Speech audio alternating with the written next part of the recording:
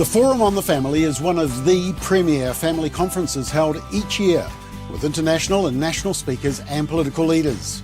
Hosted by Family First New Zealand, the Forum brings together a national network of family-focused organisations, scholars, lobby groups, church leaders and community groups who are part of a growing movement to bring New Zealand to a point where families are strengthened, marriage is honoured, life is protected and religious freedom is defended. This year's conference will again be held at the Dewdrop Event Centre in Manukau City, not too far from the Auckland Airport, on Thursday 28th of August and Friday 29th of August. Yes, because of demand, we're starting the conference earlier with 3 important sessions and a time of networking on the Thursday evening, and then a full-day program all day Friday. This year's theme is Courage at a Cultural Tipping Point. The culture is slowly but surely waking up to the harmful effects of the radical left-wing agenda and the destruction of family values that we all hold dear. Some countries have even figured out how to define a woman. And at this year's conference, once again, we have an amazing lineup of brave speakers from the US, Canada, Australia and New Zealand. Dr. Miriam Grossman last spoke at our forum in 2012. You may also recognise her from the recent Daily Wire documentary, What is a Woman? But more recently, she's released an important book on the transgender agenda.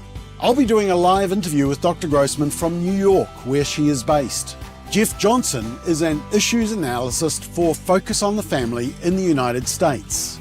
We're also very excited to have Dawn Hawkins discussing the issue of pornography and sexual exploitation. From Canada, we have Amanda Ackman bringing us a warning about the slippery slope of euthanasia.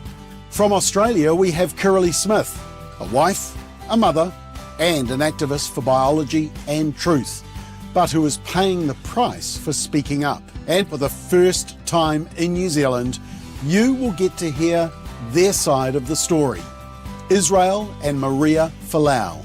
Now, we're hoping that they'll be able to attend in person. They're keen to be here, but it does depend on Israel's rugby schedule in Japan. But either way, we'll get to hear from them personally and not via the hostile mainstream media. And finally, we're hosting and recording a special episode of Straight Talk before a live audience at the conference. It'll be a lively discussion and you can be part of that live audience. I want to invite you to this year's Forum on the Family. It starts Thursday night, 28th, 6 p.m. to 9:30 p.m. and then all day Friday, 29th from 8:45 a.m. through to 4:30 p.m. It's the highlight of the year and you don't want to miss it. Arrange to be there. Book your flights today. Gather your friends. If you're concerned for our culture, our country and our families, you may be saying, what can I do? Well, step 1, attend the Forum on the Family. Have your spine stiffened by some fabulous speakers who will encourage, equip and inspire you. Now, the last couple of years have been sellouts, so don't delay. Go to our website, forumonthefamily.nz, for all the information you need. Register today. Don't miss this important family conference. Go to forumonthefamily.nz. Register today.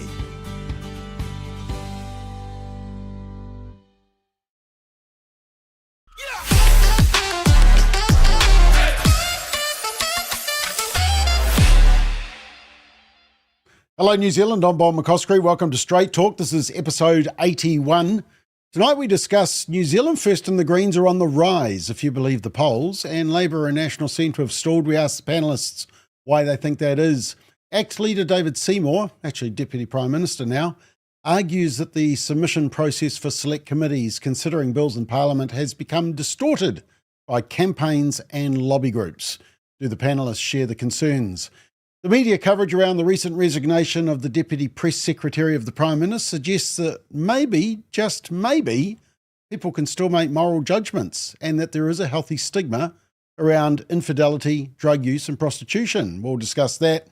And Labour has a problem with its possible coalition partners if they win the next election. Those coalition partners are chaotic and crackers. And if we get time, we'll check whether any of the panellists are going to read the latest political must-read book. You know the one. So without further ado, let's welcome the panel. And boy, we've got a doozy of a week this week. Firstly, from the Hawke's Bay or near there, the valley. What is it? Ness Valley, is it, Ashley? Esk Valley. Esk Valley. Thank you. Sorry about that. Bit of geography there. How are you? I'm very good. Good to see you again. Good to see the panelists. Okay, I'm pretty disappointed you haven't colour coordinated those books on the shelf behind you either. That is very sloppy. Okay. Once we're done, I'm straight up there. Okay. To your left is Christine Rankin. Christine, lovely to see you. While we were warming up, there was a little doggy running around in the background. Is he still in the building? There are two of them, and yes, they are fighting right beside me. So they are here. I hope they don't appear, but they're here. What model are they? Or what what brand? Schnauzers. Yeah. Okay. Gorgeous. The best. Okay, to the best dressed man in Rangiora, in fact, the only dressed man in Rangiora that wears a tie, Brendan Malone, how are you? Yeah, I'm good, thanks, Bob. I just sorry, I've put on my slouchy clothes tonight, so apologies. I know you're competing with Winston Peters. I tell you, have you got a schnauzer? Dressed for the job? What is that? Am I a Nazi? Did you say no? No. Have you got a schnauzer? I said. No, I heard you, mate. No, I don't. I don't have a Nazi dog called Schnauzer. No. So dressed for the job you want, Bob, not the one you got. Yeah. Okay, and speaking of golden Labradors, Alfred Naro in West Auckland. Oh no, you're not. You're in Woke Wellington, aren't you, Alfred?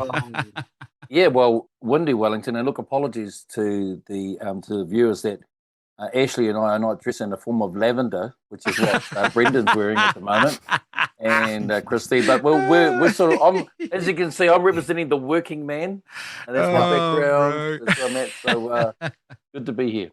Okay, the image of the week. Actually, I want to. Both of these things are actually aimed at you, Ashley. The first thing is that I noticed on social media that you decided to discover AI and to generate a picture of yourself on AI, and this is what you came up with. I mean, I did. So the reason I put that up is because apparently I'm a younger version of Benjamin Netanyahu. Yeah, that's what it looks like, a ginger version of Netanyahu. Okay, and the other, I might get you to comment on this one, Ashley. This is our video of the week. The bromance is over. I will remember you. Amazing what AI can produce so quickly.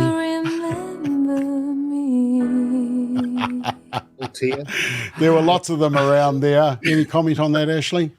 Oh, only that. Look, no surprise here. This is here we go, losing all your viewers again.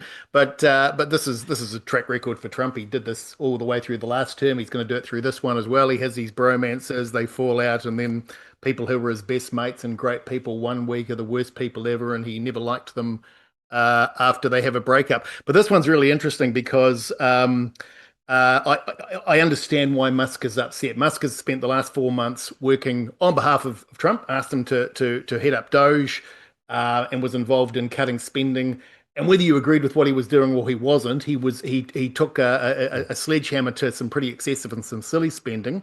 And then in one day, all of those savings that he's made have been dwarfed by Trump's so-called beautiful bill, which is not only going to put all that spending back into the proposed new budget, but add a whole lot of new spending that's going to increase their deficit by trillions. So I get why Musk has done what he's done, and it's going to be interesting to see the fallout of this over the next little while. Okay, so you're defending Musk. Anybody want to defend Trump in this breakup? Because there's always two sides to a story, I've learnt.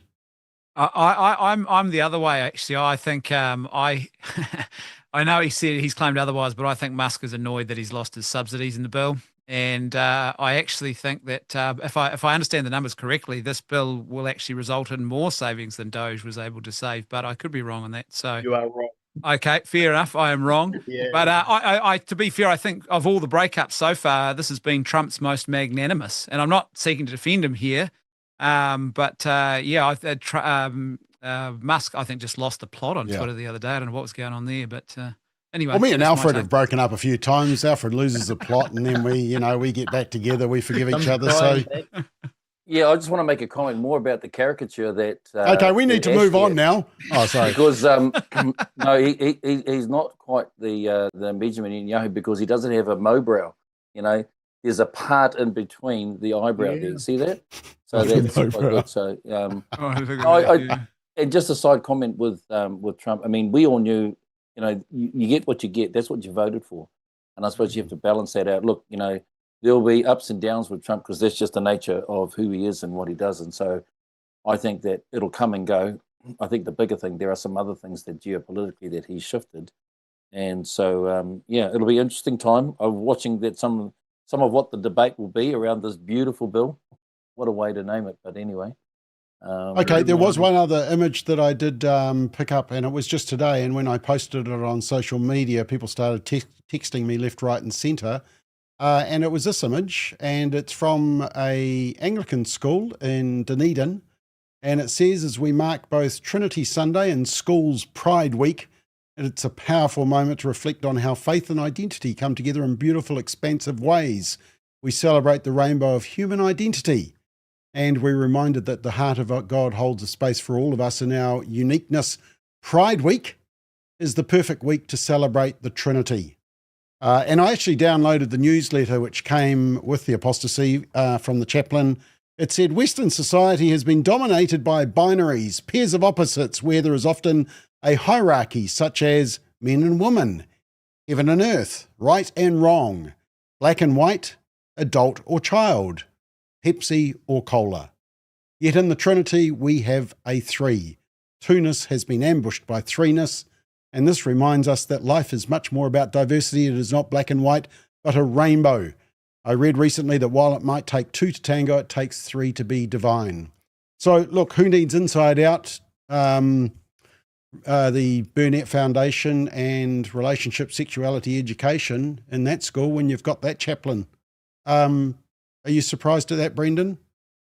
Oh, it's pretty sad, really, isn't it? I mean, what you've got is the politicization of faith going on there. It's a classic example of ideological colonization. You're colonizing a territory that you don't really belong in, and it's also heretical what's being claimed there too.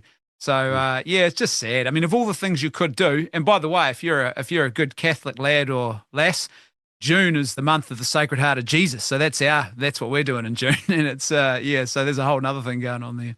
Okay. Yeah. I should probably ask the Protestant actually. Alfred, what do you think of that? Well, there's a thing is that people have forgotten, when I did my theological studies, hermeneutics was about understanding about how to proclaim and preach the word, right? And so you have to know the meaning and the message. So you've got to make sure you put it in context. And, the rainbow has been taken so far out of context. So what we do is that we just contextualize it in every which way or lose, and so it's no wonder that we can read anything into it. So, it's an interesting time. I think the challenge really is when is the church when is someone going to claim it back for what it truly is? And if you understand where it truly came from, actually it was speaking against all the immorality and the sin, right? There was a time in which God had said enough was enough. He didn't have to wear a black T-shirt and ride a Harley. He just said enough was enough, right? And so the flood was a time there, but he made a promise. There was a covenant that said, never again. But it's a reminder of that covenant. It's a reminder of what had gone wrong in the first place. Yeah. Christine, did you want to comment on that before we move on? I really don't know what to say, except you can't rely on anything being what it was, if that makes any sense. There is nothing left that has stability anymore. The world is just crazy, and here's a perfect example of it. Well, and unfortunately, some churches and some even so-called Christian schools are compromising as well. Ashley, anything to comment on before we move on? Yeah, absolutely. So what a revolting attempt to draw a false equivalence between something holy and something pretty disgusting, frankly. And, I wonder, when I look at this, you wonder whether this is done out of genuine, utter ignorance and a lack of understanding of the faith, or whether it's deliberately done to offend in order to try and sensationalize, in order to try and make some obscure point. And I suspect it's the latter. It's the latter. But this is going on. Christine's right. This is going on more and more within Christian communities. The days of sort of having a sanctuary within the church, those are gone. This is the not only are the barbarians at the gate, but they've knocked it down and they're well and truly in the building. So this is only going to get worse. Okay, let's get on to our first topic, and it's just looking at kind of where the government, how popular it is at the moment. If you believe the media, they're tanking and they're about to be voted out tomorrow. Latest poll actually says that no, they've had a bit of a drop, but so too has Labor. The interesting thing to note is that the Greens have gone up, and New Zealand First has gone up to high 8%, which is quite high. Preferred Prime Minister, Luxon is still winning that. They did a poll on Radio New Zealand, and that was slightly different. Labor was in the front, but National behind. But Greens and New Zealand First were doing very well. So if you average out all the polls this year, you can see there that Labor and National are running neck and neck. And the one to note is your favourite, Ashley, that black line, New Zealand First, which is just going up and up and up and up. And this is the chance for you to redeem yourself and say you were wrong. You mean now? So this is fascinating. So firstly, before I answer that terrible implied question, let me just say that when I look at Labor and National being neck and neck, then my question would be, how? Seriously, how? Do people not remember 18 months ago? Do they not remember what we've just come through? But let's put that aside for a moment and let's look at New Zealand First and indeed the Greens, because the Greens are also going up. Read a really interesting article the other day which resonated with me, and what it basically said was that, and this is particularly true with New Zealand First, whether you agree with them or don't, their support's locked in. And they've done nothing. There's been no scandal within New Zealand First. Winston and Shane Jones haven't done anything that would upset the electorate. So at the moment, they've locked in their existing support. They've essentially done what they said they were going to do. So the only way they can go is up. The only way they can go is to keep going up as long as they continue doing the stuff that they're doing. So that explains that. The support of the Greens, that's inexplicable, except maybe there's it's a home for nutters, and as people see how nutty they are, it's sort of like moths to a flame, and it attracts them in greater numbers. But it's interesting because when you look at National and Labor, firstly, I think we all recognise that as much as people might be looking at Labor again as a serious choice for government, there is absolutely no way when you look at the Greens and the Party Māori that you could actually support a government of those three in coalition. So I think you could argue that what National's doing is they're looking across the aisle and saying, given that Labor's not going to get the votes on the day, we've got to look as much like them in the centre as we possibly can, and therefore we've basically, because there's some votes to get on the centre left that will come to us if necessary, and therefore we can't do anything to rock the boat. Now, that kind of resonates with me. And also they've got the advantage of Family Act and New Zealand First on the right flank to mop up all those right-wing votes. So there is kind of a strategic argument, which is hard to see at the moment with the polls the way they are, but I think will start to make some sense when we get into 2026. I'll be interested to see what Alfred thinks on that. Yeah, Alfred, what do you think? Well, I think what we're seeing, is a protest vote in real time. New Zealand First is benefiting from being, the common sense alternative, especially on cultural issues where Winston's, he's banging the drum and tapping it into that sense of unease that people are finding. The Greens, unfortunately, despite their rise, they've got these controversies, but because they're clear on a set of values, the younger progressive voters, who want bold climate justice policies, not the sort of things I know that most of us would follow, but they've got that younger progressive voter who thinks like, yep, that's where I'll put my tick. The key thing about this, I think, and I agree with what Ashley's saying, that National and Labor are just trying to play it safe. And because of that, they're losing the narrative. And every now and then, they'll have a flick at each other and flick at the government, just like they did just recently last week around the Privileges Committee. But that's about it. And people are just saying, well, it's not good enough. And I think that's what's happening right in the middle. We're getting these guys that are turning around and they're just shifting that way. So it's the two major parties that are losing. And what's going to happen is that, already you're going to see that conservative element that's coming up with Winston and New Zealand First. They're not putting a foot wrong. And then the Greens are picking up the dregs, right? Because don't forget, there's the centrist Labor that'll be loyal to the day, but then there's this swing voters that in all parties have. They'll go left and right, and they're putting their money at the moment with the Greens. Yeah. Christine, I'm interested just in that trend of ACT. I mean, ACT have had a lot of coverage recently. They've sort of been attacked, and so often people sort of feel, okay, the Te Pāti Māori's been going hard at them, media's been going hard at the school lunch issue. and yet they are really taking a bit of a hit there. Do you know why? I mean, what do you think's going on here? I think maybe people believe they have gone too far. I'm very surprised at how left the whole electorate seems to be at the moment, and I think that's the rejection of ACT. But quite honestly, for me, it's very hard to make sense of any of this. How any of us could think Labor was a reasonable alternative is absolutely crackers. And yet there they are neck and neck with National. National are not strong enough. You know, people wanted them to do a lot more, but, you know, I believe that surreptitiously, and I think that they've made that decision to just get on and do some things and not make a fuss about it. And I think education's one of those things where you really see that happening.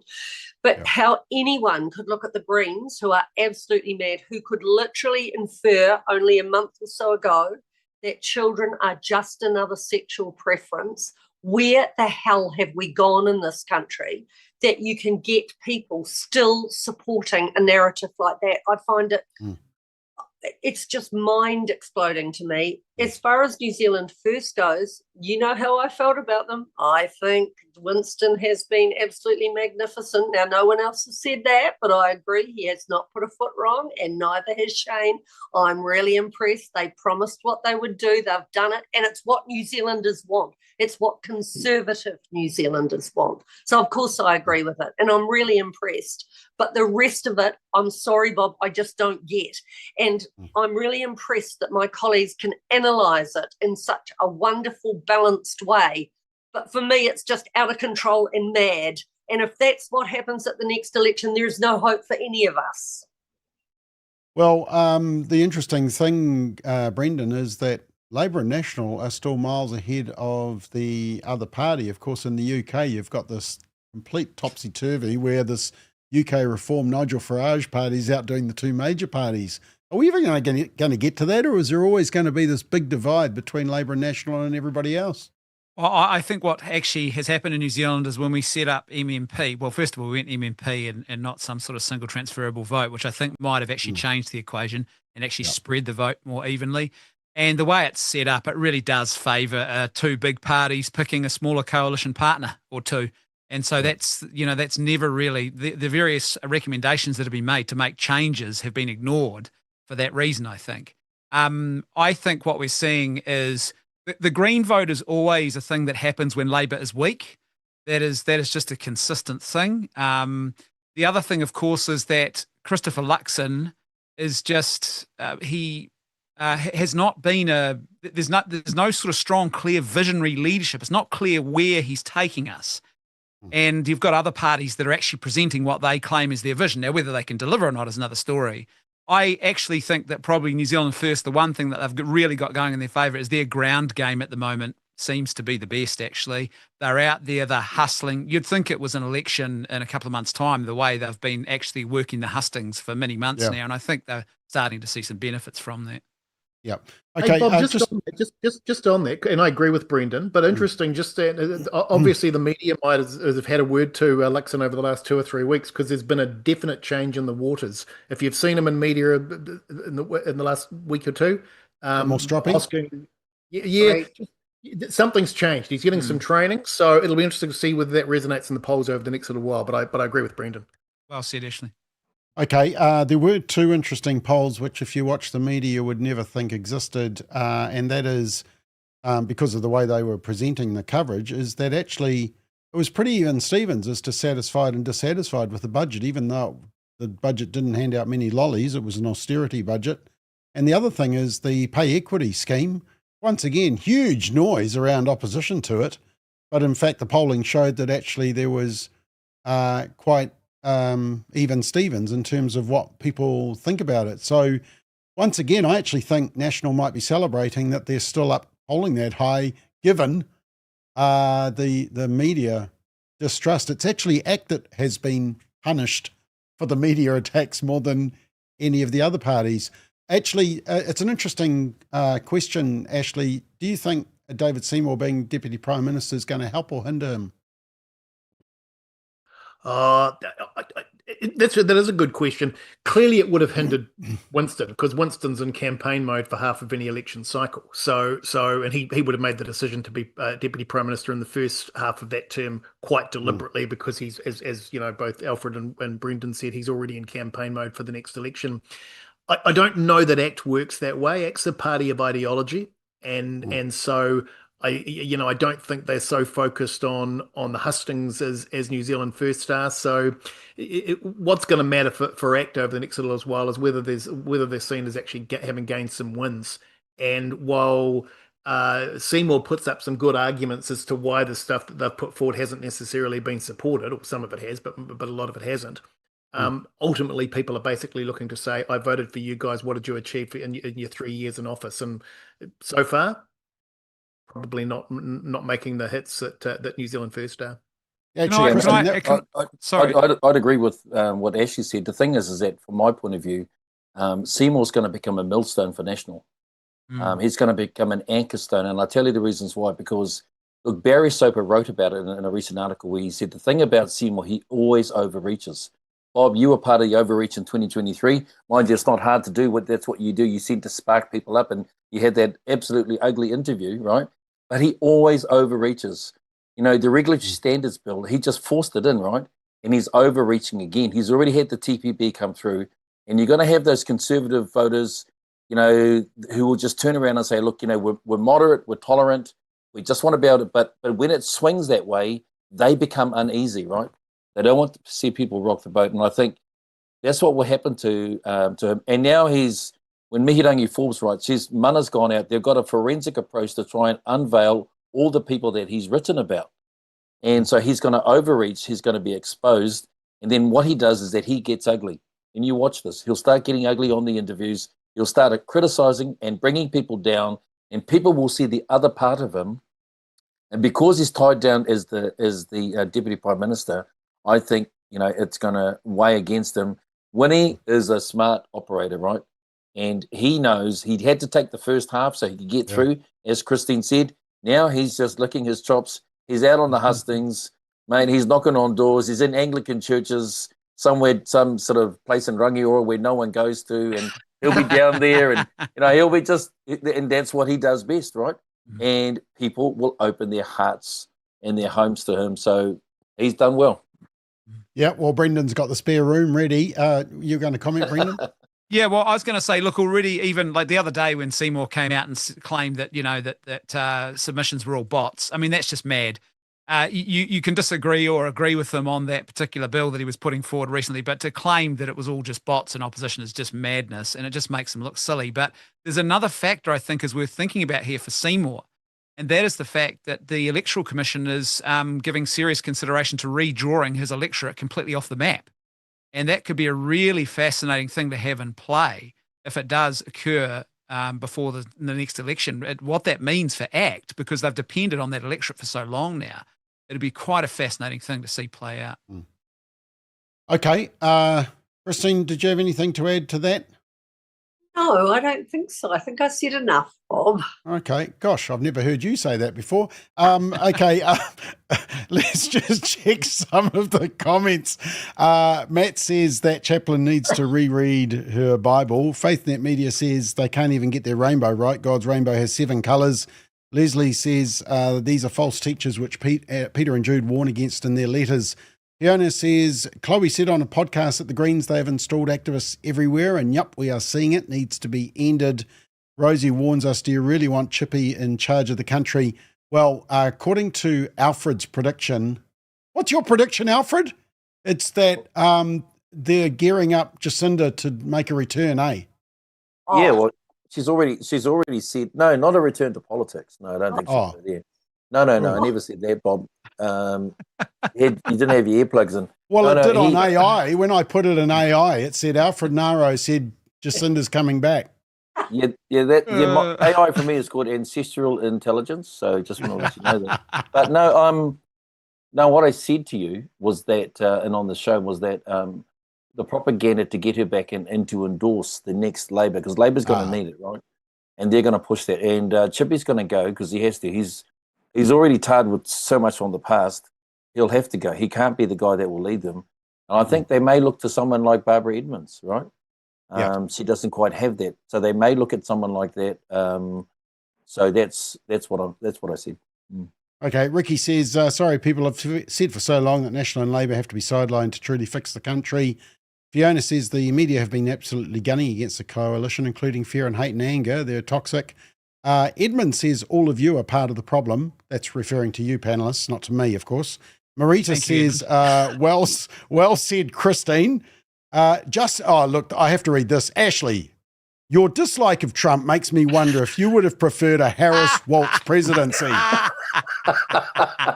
Should have worn that purple shirt, mate. Should have worn that purple shirt. Lavender. Puce. Well, it's funny that you say that because Murray actually says the Lavender team are on point tonight. So well done. Oh, wow. Wow. Brilliant. And Neil Neil says, I'm reminded of PM David Longie's criticism of his own backbenchers as pole-driven fruitcakes. Right. Anyway, let's move on. And Brendan, you did allude to our second topic, and it's really about select committees and are they working properly? Just want to show you a little clip of David Seymour and some comments he made to Guy and Espiner from Radio New Zealand about select committees. He thinks they're being hijacked. Again, when you say consultation is a key component of good lawmaking, why didn't you consult? Why didn't you consult with Māori over this bill? Well, I did. But what they're saying is that Māori should be consulted differently and separately for everyone else. Guess what? I don't believe that. Who did you consult with in Māoridom? Well, we had 144 iwi-based groups who submitted in our public consultation. If that's not enough, then I don't know what is. Yeah, but what did they tell you? Because when I read it was 23,000 submissions, wasn't it? How many supported it? That's irrelevant. Is it? Yeah, it is. And I'll tell you why. Let's have the answer first. And the answer is 0.33%. But here's the problem here. 0.33%. Here's the problem. You're doing this show, and I hope you get some views on this one, because you want to try and raise the standards of debate in New Zealand. Now, you're smart enough to know that those 23,000 submissions, 99.5% of them were because somebody figured out how to make a bot make fake submissions that inflated the numbers. And you're getting in my face saying, you failed. That's what you're trying to do. If you want to raise the standard of debate, we can dismiss it right now and say, yep, it's got easier and easier as time's gone on. I asked you what the consultation was. You responded by saying it was in the submissions. Yep. And I responded by saying, well, not even a third of 1% agreed with your bill. Yeah, because that quantum reflects nothing more than the fact that it's got easier and easier for people to make really, frankly, fake submissions. They've got bots, they can make a submission, they're doing it right now in regulatory standards. It doesn't actually move the debate anywhere. If you want to have a discussion about the merits of the bill, then we can do that. Well, I think we are doing that. Okay. So why did you bring up a percentage that you know is meaningless, that you know reflects nothing more than somebody managed to run a smart campaign with a bot? Why did you bring that up? Well, how do you know that? Because we've looked at them, because we know what the contents of them is. So is it not worth people submitting on select committees now? No, it's worth people submitting to select committees when you've got something that informs the committee and helps them to make better laws. Simply doing it because some organisation wants to harvest email addresses so that you can quote these numbers as if they're meaningful when you know very well they're not. Okay, Brendan seems to be all over the place, and you started this conversation, so I'll get you to continue it. I mean, he's basically implying that select committees have been hijacked because lobby groups organise submissions and a lot of them are Form 1s. In fact, we deliberately stay clear of that because we know they're grouped together, and I might come to you, Alfred, next just to ask a little bit about what you've seen through being on select committees. But Brendan, that's the argument, is that, and we saw that with the abortion and euthanasia bills, both of them had 90 to 92% of submissions against, and yet the politicians just ignored it. So there is an issue there, isn't there? Well, the reason he's saying this is because he's had a bad run with select committees. I guarantee if they'd been the other way around, he would be praising the process and saying how glorious and good it is, and there were no bots at all involved. I think, was it Clausewitz who actually said that the sovereign is the one who gets to decide the exception? And basically what we see here is that the select committee process, when people want to ignore it, they just ignore it and they act as sovereign. And it's just the nature of I guess of governance as it is, and democracy and all of its pitfalls and weaknesses, and this is one of them. And I think it's really more sour grapes from David Seymour. I think, though, that what we did see with the latest round of submissions was there was a resounding opposition. Now, I don't think bots is the right answer here, though, but it's not unreasonable to ask, were people perhaps just driven into it with a one-liner, and were people actually overseas submitting? Because I believe you could actually do that overseas, which raises some interesting questions about, is it really genuinely local feedback or not? So, Alfred, you have been on select committees. How do you actually weed out exactly where this is just a group of people who have got together and they're just copying each other, and then maybe they've filled in an online form, they're all grouped together? I mean, how is that all processed? So the first thing is that when David gets personal, he's losing, right? And so that's what he does. You would have seen many times there he tried to turn on Guy and Espiner, telling about how many views, trying to raising up the debate. But what it was is that Guy asked him the question, firstly, what about consultation? You said the consultation. He said, yeah, that's right. Well, why didn't you consult with Māori? He said, I did. So who did you consult? And he said, there was 130 different iwi groups that submitted. So then he tried to back himself up. But then when he was challenged about the outcome of those submissions, he had nowhere to go. So then he switches, right? Now he's attacking the process. In the process in select committees, what we used to call is that form submission. The form submission was basically, it was a carbon copy. Everyone was sent it out. Oops, I shouldn't say carbon copy because only a few of us would know what that was. It's a photocopy. I'll be talking about acetates on overheads. And and overhead projectors. Yeah. Anyway, but what I'm being, so we'd have form submissions and we knew what those were. So to turn around and for him to turn around that 95, he tried to be really detailed, right? 95% of those submissions we know, are by a bot. How does he know? He doesn't know. It's a load of rubbish. Because you've got the clerk's office that then process that. You've got people who actually go through that. They read it, they look into it, and then they submit a report through to the select committee. So he can't turn around and say that. He doesn't get to view that. He doesn't get to assess them. None of us do when we're in Parliament. So for him to say that they assess them, it's a lie. It's a total lie. Just the last thing I want to say is that I think what is emerging, and Brendan's right, he's failed on the whole thing around submissions, right? You think about euthanasia, failure. 90% turn around and basically opposed it. And so what he does is he switches the narrative and then he lobbies internally to try and get across the board. And so what I'm saying is, but in fairness, the in the euthanasia one, in fairness, 90% opposed it in the select committee process, but then when it was put to referendum, it was 60-40 support. No, hang on. There was no fairness in there because remember, we spent 24 months, Bob. The select committee spent nearly, 14 months. Even they couldn't come up with a clear recommendation. They had to return the bill as it was back into the House. Then we spent another 3 or 4 months debating it in the House.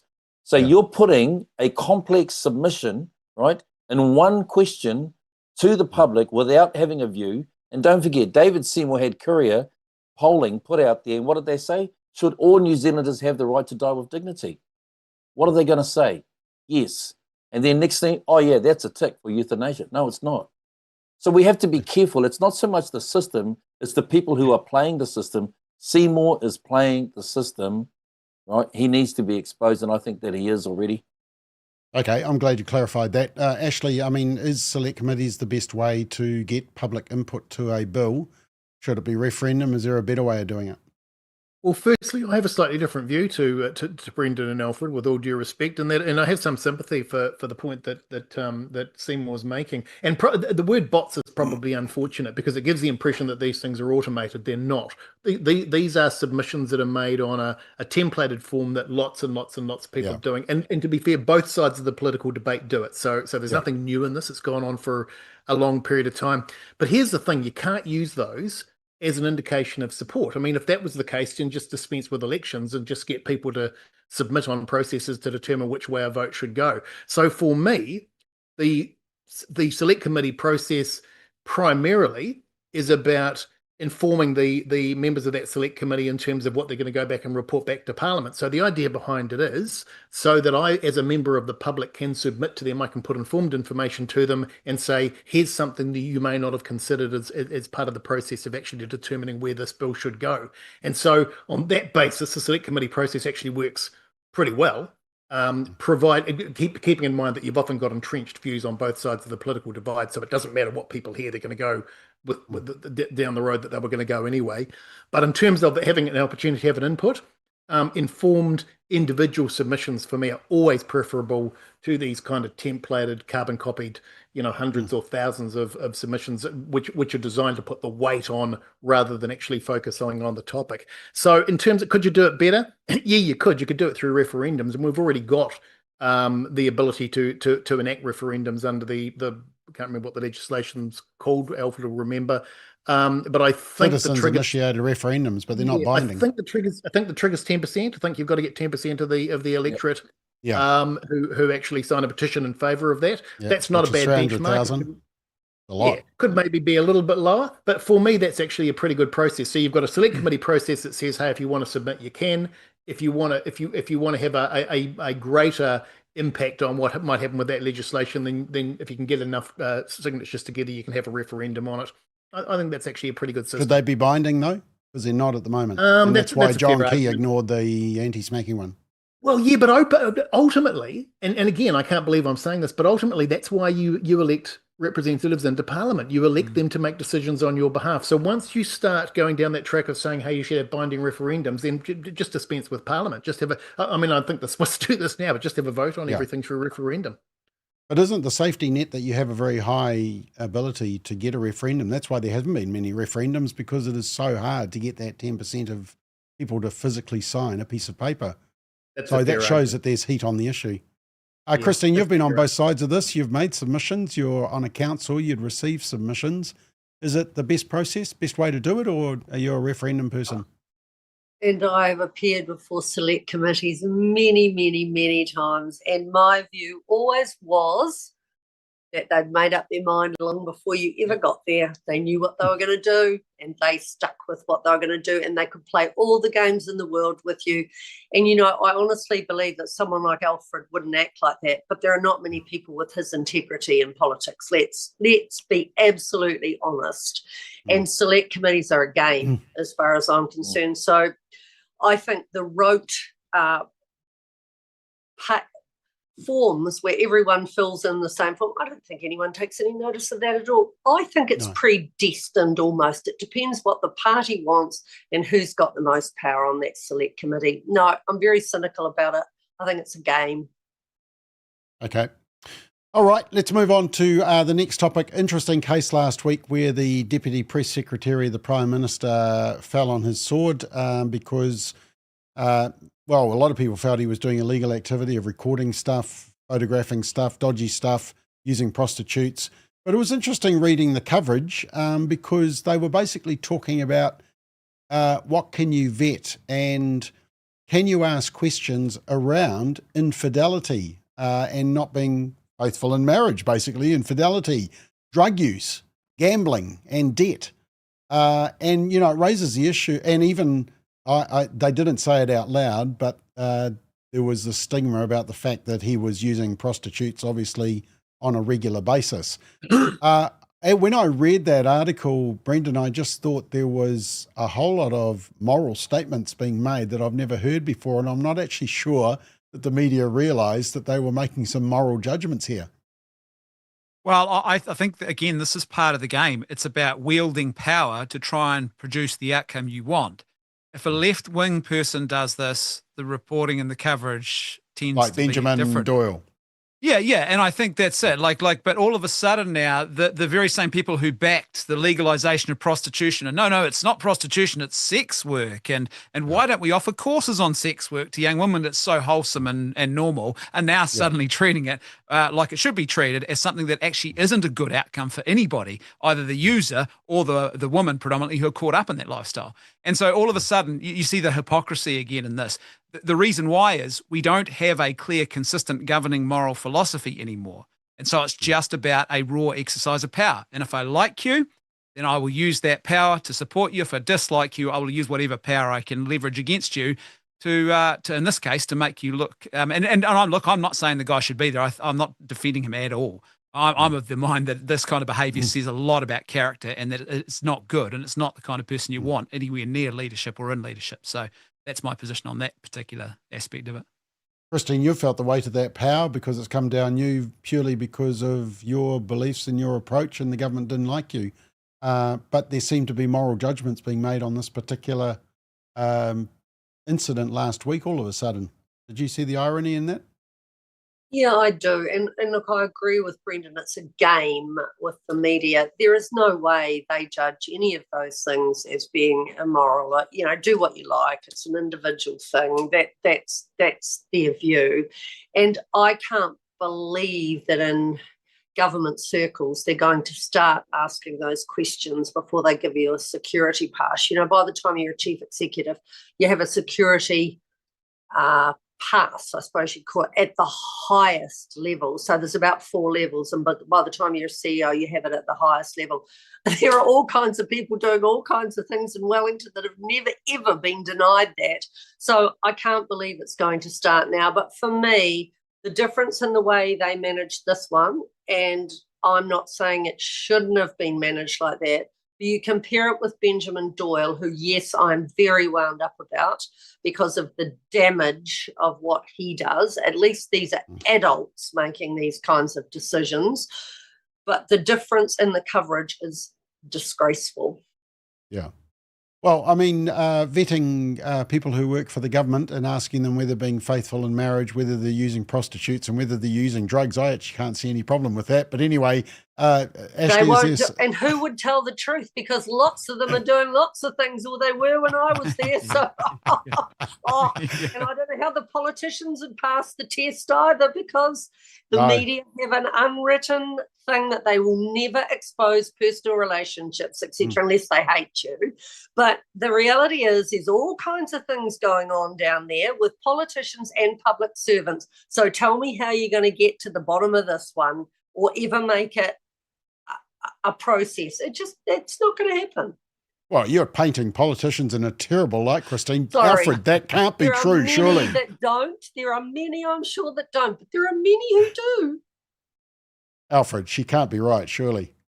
I think most people would think that infidelity was an insurance company. And well, it's a word that doesn't get used a lot, right? So we see, but it only gets trucked out again when it's on the right. You never heard anything. There's no word such as the P word, the pedophilia, when it came to Brendan Doyle. Why? Because they create this wonderful cushion, right, of lavender that allows them to support. Lavender. That was an interesting choice of words. Right, this coat is coming off now. It's coming on. It's coming on. It's a low blow. I'll take my coat off. Ashley and I have had enough. We're going to start pushing it. No. I retreat in the boxing ring. I retreat. Look, the truth is that it's not so much because we can talk about a moral code, but it's where do you draw the line, And so now the line goes up and down. And I can tell you that, when I was in there and when I was a cabinet minister, and then, mate, I got into all sorts of trouble when I had to go remember Bob? I had to go at John Campbell. I said he was a manufacturing crisis. And then I had to go at the Salvation Army around the State of the Nation report. And that was it. I had Adrian Young said, that's it. He should be sacked because of things that I'd said. And then, so what happens is that there's this line, right? Everyone sort of says, yes, we have a moral code, but where do you draw the line? And so the line goes up and the line goes down. So when it's with the right, the line is so low, right? It's down by your shoelaces. When it goes to the left side, all of a sudden it's so high, you can't even see the thing. And so that's the challenge at the moment. And I think that, I think for conservatives, we need to start talking about this a lot more. What's the moral code? What does that actually mean? How do we enact it? Look, it reminds me of that time when, remember, Bill Clinton and Monica Lewinsky, isn't that famous story, right? And there was the big debate. Should we really be thinking, because it was in his own private time, but we all know it wasn't. But there was this big debate around in the States and around the world about, the ethical and moral sort of stance. Is it personal or is it private? Is it public? Where should we draw the line? And I just think, well, firstly, you're serving for this deputy press sec. He's serving a public office, right? So you have to have a line there internally. So that's absolutely right. They should be asking questions like that. Sometimes you don't get found out until later on. The last thing we'll say is that Christine knows this, that inside Parliament, there's a whole history, by the way. This is nothing new. It's just that it got hidden behind closed doors. There was stuff happening, but it wasn't as blatant as it is now. And I just think it's time now. We just need to start calling some stuff out.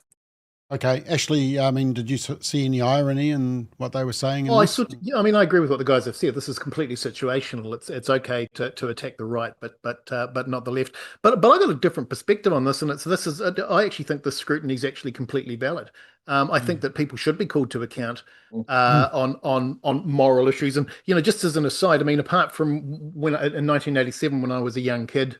One of the reasons I've never stood for Parliament or put myself forward for Parliament is because I don't think I meet that moral standard. My life has not been a bed of roses. And so my personal judgment of my own standard is that it doesn't meet the standards that I would expect of an MP. And I think people should, particularly Conservatives, should be much more cognizant of that, because we've got too many Conservatives putting themselves into positions to be elected, getting elected, and then finding out later on that there's some skeleton in their closet that had it been disclosed beforehand, they never would have been in that position in the first place. So I think bring this on, but apply it equally across the board. And, it's interesting because you could say, well, you should forgive. We're Christians, that we should forgive and forget. Yep, there's unlimited forgiveness for Christians, but that doesn't mean that you escape the consequences of your actions. And I know that probably better than most people. So for me, bring this on, keep doing it.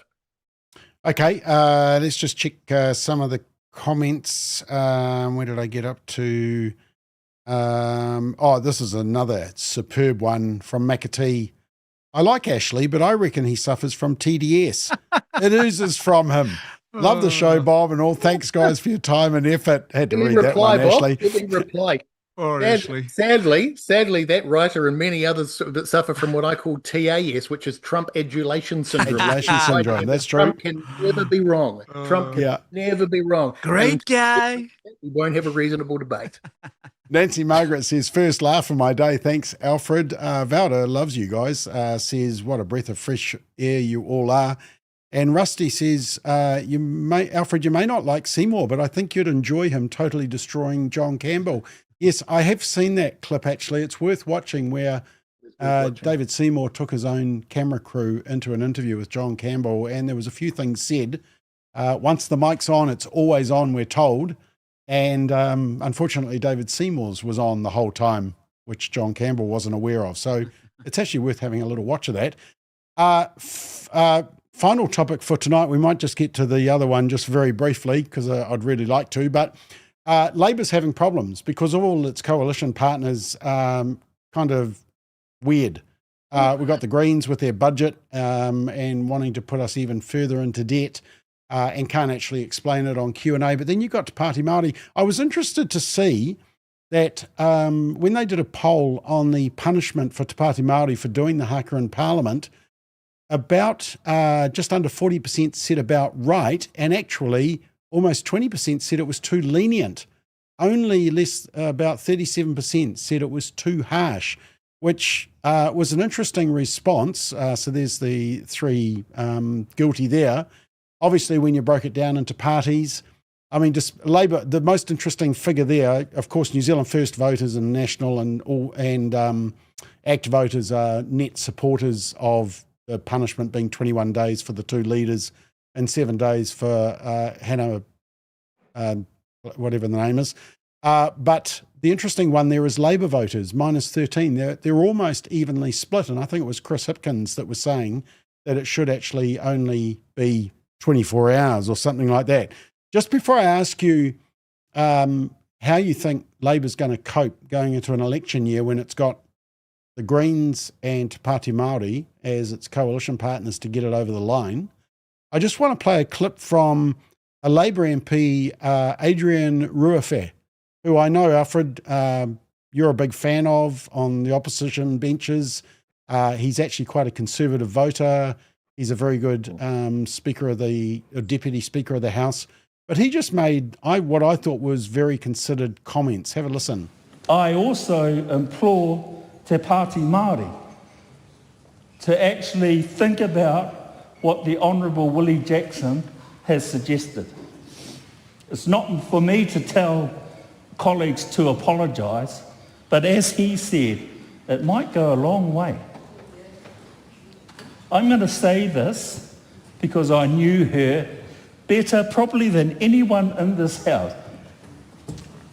Tariana Turia would never have agreed to that. Never. When she came in here as the leader of the Māori Party in 2004, she worked harder than any other MP in here. And I say that because she never missed a vote and she spoke on every single bill before this house. And she was just one member, all by herself. I say to them that when you come into this house, you swear the oath, whether it's on the Bible or on your word, you agree to the rules of this house. You can't have it both ways. You have to use the mechanisms of this house, and in this instance, the Standing Orders Committee, to change those standing orders. And Te Pāti Māori have been here for 21 years and have ample opportunity to do that. Alfred, pretty good comments, but probably no surprise that Adrian would make good comments like that. Well, that's right. And, you know, when you hear the speech afterward, Debbie Ngāti Wepaka, she tried to back herself and tell them the reasons why. They just keep throwing down the victim card. You know, you don't need to do that. And then they try to blame a cultural context of them being able to do that. That's not what the point was all about. You know, and we saw that Penny Henara, he went before the Privileges Committee and he said, it's not about the hakos, that he knew that what he did was actually wrong in the context of the time during that vote. So to me, I think that that's what was the issue. But I also like what, in the full context of his speech, he said, then let's complete this debate. If none of them want to change, he also talked about national, that the Privileges is Parliament's committee. It's not the government committee. So he challenged them as well, that they need to be conscious and careful about the decisions that we're making. And because it was just a majority vote. It wasn't like a consensus of the whole committee, was it? It wasn't a consensus of the whole committee. And it was mainly around, number one, they all agreed that that there needed to be some form of sanction of some sort, but not to the degree of 21 days. And I think that was the big issue here. But Adrian then said, now let's put this past, let's get on with talking about things that are really important. And to me, that's the concern that's happened here. But it's being fueled because Seymour himself, right, is pushing regulatory standards bill, and they're using that. The question thing I think that people need to ask is that who's actually running Te Pāti Māori? Because Kiri Waititi, she went on social media, and my gosh, did she come after them, right? And so she went after Willie, she went after Adrian, and so forth. And it's becoming this activist element that are going to start to divide and split certain parts of our community.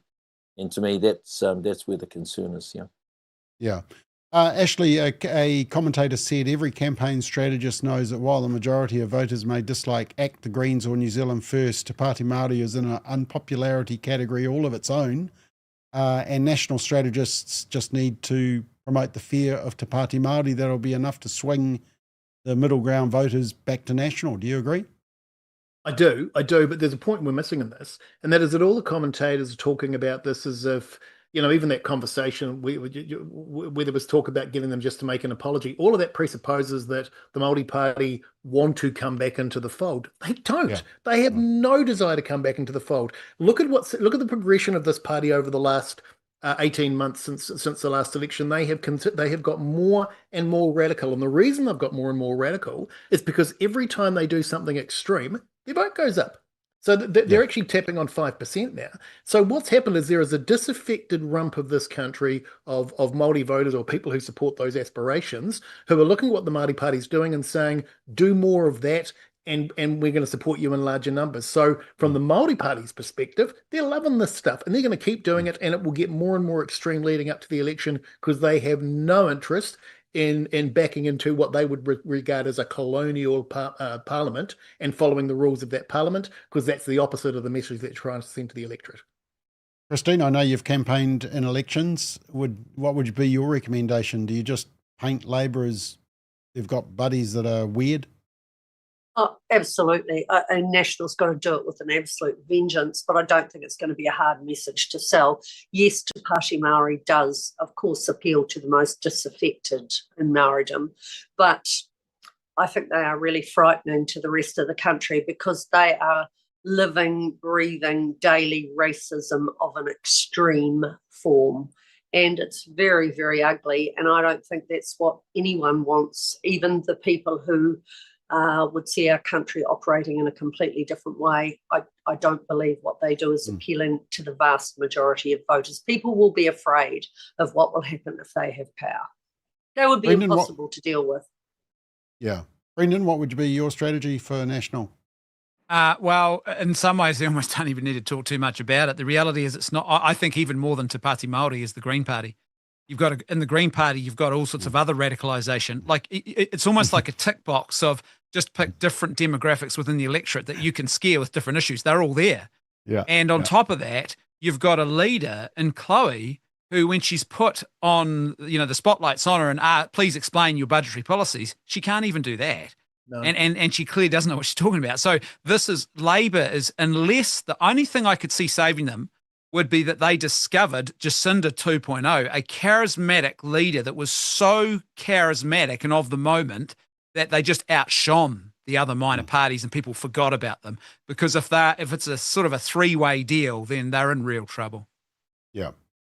Okay, just finally, very quick question around the team. There's a new must-read book that needs to go on Ashley's shelf. It's this book. And just before I ask you whether you're going to read it, because I know that you're all compassionate, grace-filled seekers of truth, and how can you not buy this book?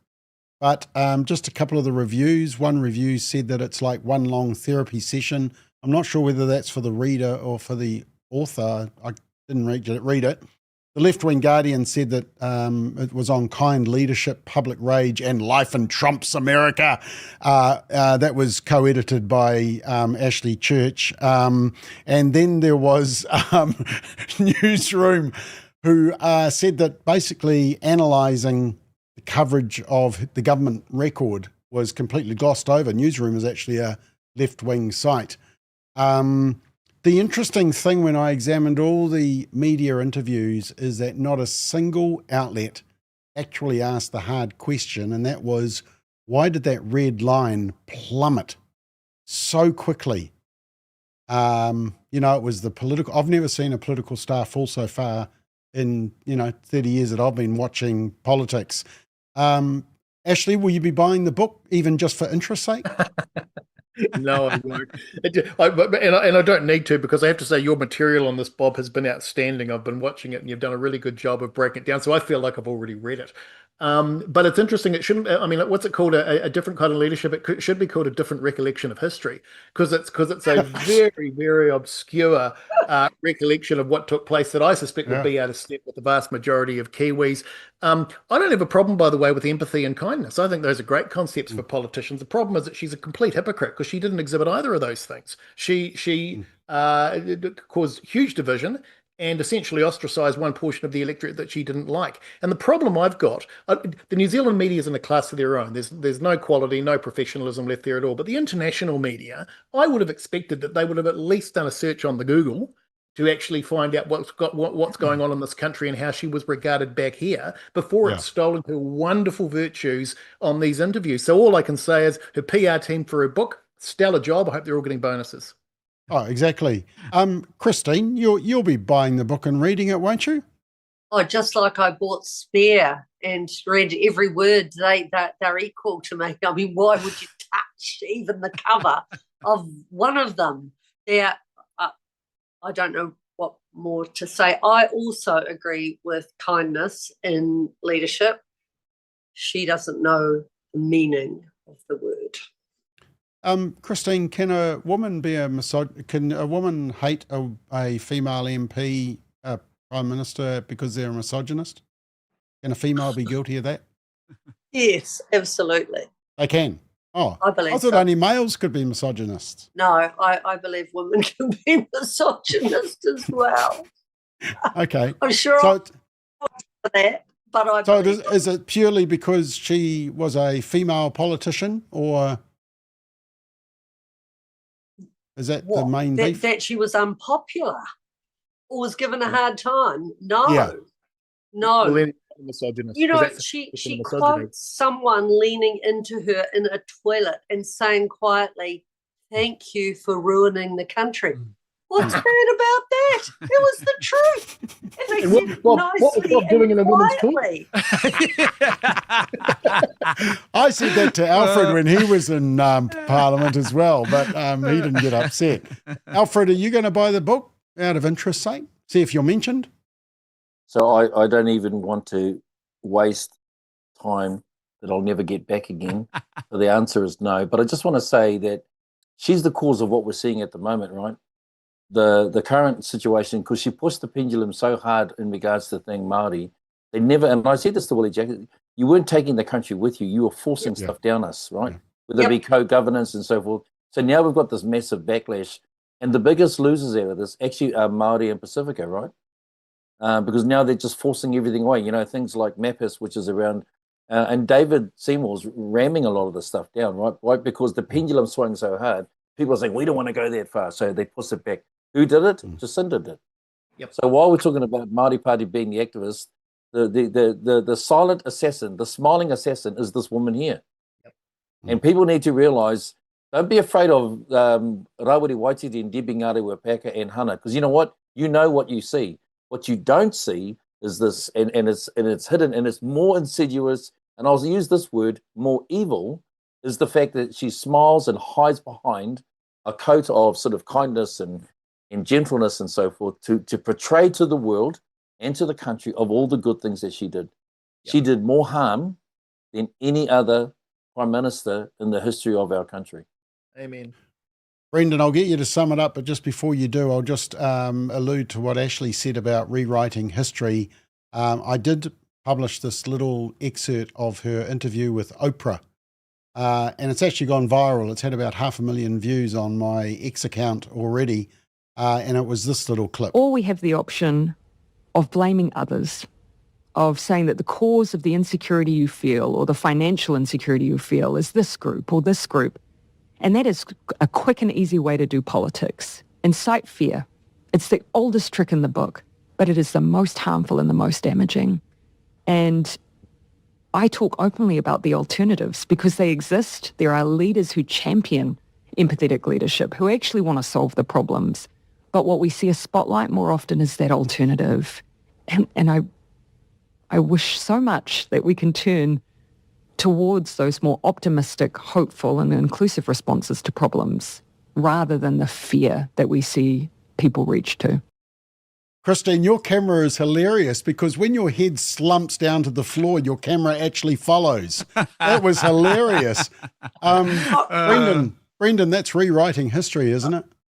Yeah, and I have to say, I've actually read the book. I've read it from cover to cover. What? I kid you. Well, I actually had the audible version. I had her read it to me. Oh. And I kid you not. Cancel him. I wanted to Cancel get a him. sense. I wanted to Take him understand. off. Here's what I'll say. There's misinformation in this book. I'm doing a podcast episode on this tomorrow. Great. She talks about kindness. Tell you what, David Seymour and David Cunliffe, holy moly, they come in for it in the book. There's not much kindness there. No. I think this is a CV in a hardcover. For whatever the next job is, this is the CV. She got paid between 1 and 1.5 million as an advance to write this. If I got paid that to write something this lightweight, I'd be pretty happy, to be fair. In my experience of leadership, leaders who actually are good leaders, they don't need to tell you what their qualities are. They show you.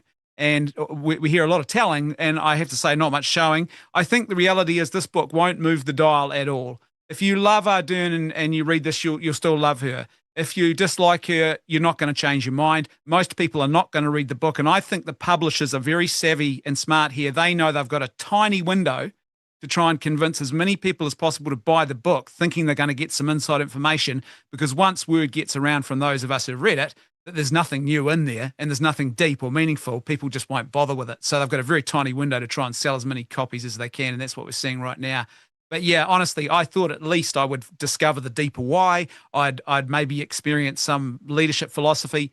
None of that is there, and that's quite frightening because it suggests that maybe there is none of that there. So that's it's Could I you're just not missing clarify much. Not missing a really much. important point, Brendan? Did you pay for it? No, I have a Spotify account that also includes audiobooks, and I double checked. I also use Audible and I buy books. I wasn't going to pay money. It comes free with Spotify, so Spotify wants you all to read it. Okay. Gordon, can we just take Brendan off the roster for Straight Talk, mate? He's gone. He's gone. Okay. Anyway, good stuff. Right, we're out of time, team. You've done a fantastic job. Great panel. And so thank you. And we will be back next Monday night with another episode of Straight Talk. Have a great week. Thanks for watching.